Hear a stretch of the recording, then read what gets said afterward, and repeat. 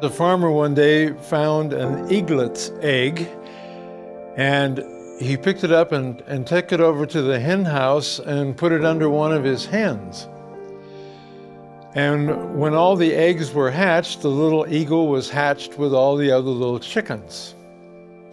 And of course, immediately the mother hen begins to rear her chicks, as she often does, and the little eagle was treated exactly the same. And as he continued to grow, he assumed he was just a part of the family. He was another chicken among chickens.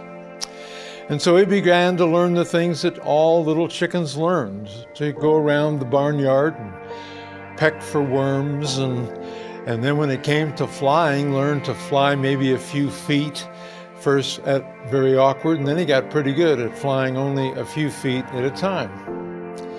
And this is the way he continued to live, just following the role of all the other chickens. And then one day, when he was much older, he looked up in the sky and he saw a beautiful, majestic bird riding on the winds.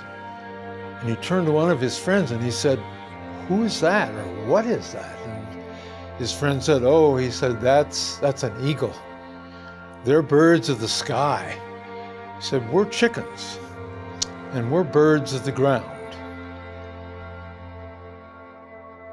After the old eagle heard his friend tell him that that was a bird of the sky and he was a bird of the ground, there was a part of him that had been caught in that moment of seeing that bird in the sky that ignited a longing in himself to fly a few feet, to eat worms. The worms had never satisfied his hunger, and the flying never seemed to be enough.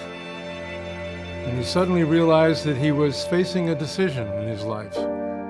And that decision really was, do I continue to go on with life as I've always lived it, or do I do whatever it takes to fly like that bird? And so he began to ponder that, and he made a decision.